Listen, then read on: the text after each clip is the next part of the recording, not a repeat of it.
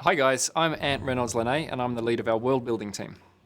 And I'm Graham McNeil, senior writer in the world building team. So some of you guys have been asking a little bit about the regional updates that we've been doing recently, talking about like the regions and cultures of Runeterra. Because we're doing the rework with Galio and everything, which we're really excited about, this just seemed like a really good time to dive into Demacia, what it's all about, talk a little bit about its history, its military, how it came to be and stuff like that. So one of the things we wanted to do with Demacia from a world building perspective was to make it a little bit more three-dimensional. We didn't want to move away from what Demacia was. Like, we still love Demacia and what it is. We wanted to retain the core essence of what it is. But we wanted to add a little bit more nuance to it, make it a little bit more interesting. We tackled that from a few different angles. So we wanted to try and make it visually a little bit more unique, but also in terms of fleshing out its culture and its history. Yeah, and the history of Demacia stems from the Rune War, which was a cataclysmic, world-spanning war that almost destroyed the world and brought the races of Runeterra to the edge of extinction.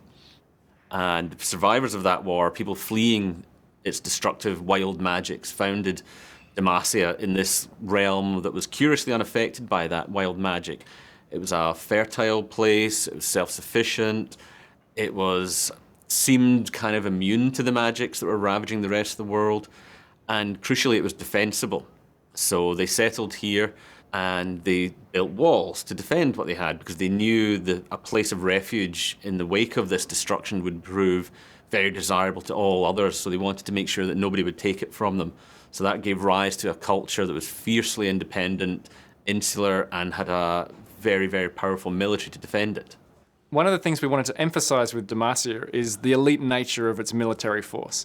So while other cultures probably vastly outnumber them in terms of the size of their army, so the armies of Noxus, the Freljord, and Ionia probably are much, much bigger. Demacia is small, but it's very, very powerful. So every soldier in Demacia is highly trained in various forms of combat. So they're all trained with whatever weapon they might need to use on the battlefield, be it sword or spear or lance or bow. Every soldier is also trained in every battlefield role. So any soldier could fulfill the role of like a scout or an outrider or a frontline fighter whenever they need to do that. They're also incredibly disciplined. They're like the most cohesive, unified military force we can see in Runeterra. Very, very well organized, very good command structure. It's the kind of army that these guys have probably won dozens and dozens of battles in the past against like much, much bigger forces. So even outnumbered, they usually come out on top. They probably have the best armor and best weapons of any military in Runeterra. And a big part of that comes down to what it's made from, Demacian steel. The idea with Demacian steel is that this is the strongest, most superior and lightest steel that you can find. And one of the things that we've sort of hinted at here is that there might even be a sort of slightly anti-magic property around Demacian steel, so that when its armies march to war, its soldiers actually have some kind of mild protection against hostile magic.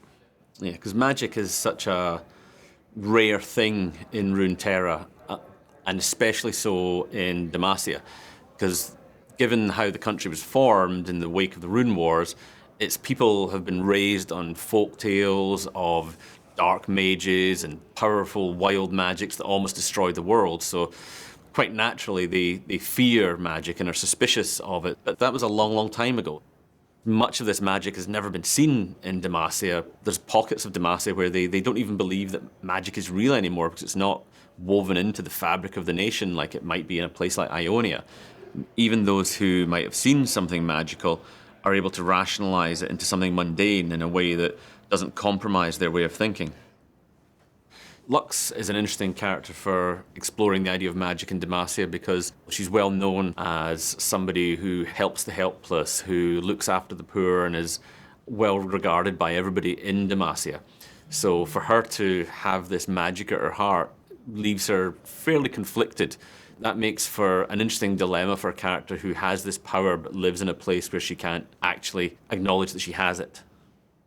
So this certainly doesn't mean that we're done with Demacia, very far from it. We didn't get around to doing every single bio and story we wanted to this time around, so there's plenty more to come back to.